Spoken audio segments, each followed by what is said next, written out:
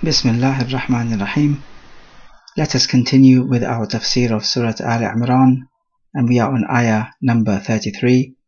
قال الله تعالى إن الله اصطفى آدم ونوحا وآل إبراهيم وآل عمران على العالمين. Indeed, Allah istafa, from the verb istafa yastafi istifa'an, means to choose. He chose, meaning for prophethood and for being special beloved servants of Allah. He chose Nuh alayhi salam, and he is the famous first messenger. And he also chose the Al of Ibrahim, meaning the progeny of Ibrahim alayhi salam, and the Al, as in the progeny, the Dhurriya of Imran. This is the name of a man, Al al-Alamin, above the rest of the people or mankind. So when we talk about the progeny of Ibrahim alayhi salam, then we are talking about famous people, Ismail, Ishaq, Ya'qub, and his son Yusuf, Binyamin, and many others. And as for Aal-Imraan, it includes people like Musa alayhi salam, Harun alayhi salam, and also Isa alayhi salam. Ayah 34, ذُرِّيَّةً بَعْضُهَا مِنْ بَعْضٍ Wallahu Sami'un Alim. So dhurriya comes from the verb dhara'a, yadhra'u, dhar'an, which means to create, because you are created from your forefathers. It's also said it comes from the verb wadhara yadhiru, which means to leave something, because your forefathers have left you behind, so you are their successor. So he's saying that these aforementioned categories, Adam, Nuh, Al-Ibrahim and Al-Imraan, they are related to each other in their lineage. So Adam alayhi salam being the ultimate father of all of mankind. And he says Allah is the Sami'un Alim. He's indicating that whatever these righteous people did, Allah hears it and knows it. So reflecting on these two ayatan, we take that Allah Jalla wa Ala, through his divine prerogative, may choose certain people over others in accordance with his wisdom. However, practically speaking, it needs to be known that the best of people are those who have taqwa. And we also find the virtue of these four types of people, these people that are mentioned, Adam alayhi salam, Nuh alayhi salam, Al-Ibrahim and Al-Imraan. And in these ayat, there is an indication that righteous people normally give birth to righteous people. As Allah says, ذُرِّيَّةً بَعْضُهَا مِنْ بَعْضٍ. The word ذُرِّيَّة is mansub bil-fatha because it is a badal of the words Adam and Nuh and Al-Ibrahim and Al-Imraan. And so the badal takes the same i'rab as the mubdal, the word which it is replacing.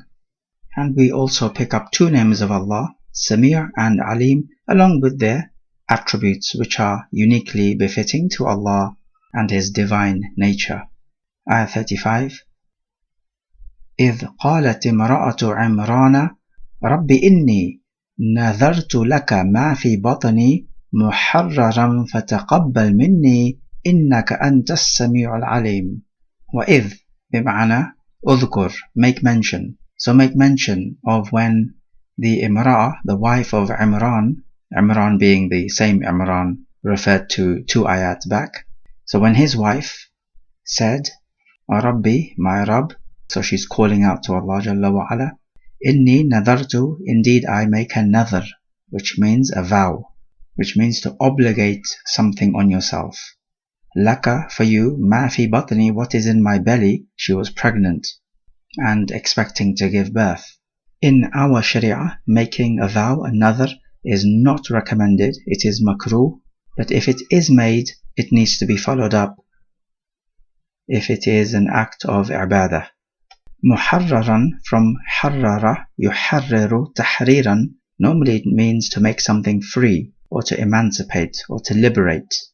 In this case it means to dedicate this child of hers to the worship of Allah. So that is to say, the child is freed for the worship of Allah. So the child will not be concerned with any other preoccupation of life. She says, فَتَقَبَّلْ مِنِّي. تَقَبَّلَ يَتَقَبَّلُ, to accept something. So accept this from me, meaning accept this vow from me.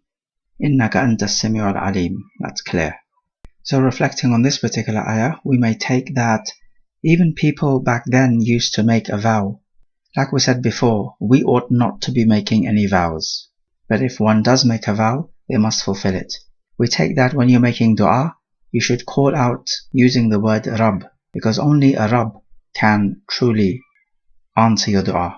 We may also take that you call Allah by His names, As-Sami' and Alim. So Sami' would be the one who hears your dua and therefore can answer. Alim would be one who knows. This is so because Allah knows what is good for you. So if Allah Jalla wa Ala does not give you what you wanted, it means that in the grand scheme of things, it was not in your best interest. We also take that whatever righteous actions we do, we need to keep a balance and not be too pleased with our righteous actions, because we do not know if they will be accepted or not. Notice how she says, فَتَقَبَّلْ مِنِّي, accept it from me. It means there's a chance that her righteous actions are not accepted. So in this there is a vital lesson to always be asking Allah Jalla wa Ala to accept your righteous actions. Ayah number 36. فَلَمَّا وَضَعَتْهَا قَالَتْ رَبِّ إِنِّي وَضَعْتُهَا أُنْثَى وَاللَّهُ أَعْلَمُ بِمَا وَضَعَتْ وَلَيْسَ الذَّكَرُ كَالْأُنْثَى وَإِنِّي سَمَّيْتُهَا مَرْيَمَ وَإِنِّي أُعِيذُهَا بِكَ وَذُرِّيَّتَهَا مِنَ الشَّيْطَانِ الرَّجِيمِ. فَلَمَّا, then when, وَضَعَتْهَا, from وَضَعَ يَضَعُ means to put something down. Here it means to give birth. It's when you lay the baby down. She says, my Rabb, I have given birth to a untha, which is a female. And when he says, Wallahu a'lamu bima wada'at, this is a jumla mu'tarida, meaning it is inserted in and it is not part of the original statement. So this section is not from the speech of the wife of Imran herself, but rather Allah Jalla wa Ala is adding it in. And Allah Jalla wa Ala adds this in to show us that Allah knows better what every female gives birth to. And also to tell us that it is not like the wife of Imran had any doubt about whether Allah knows the gender of the child.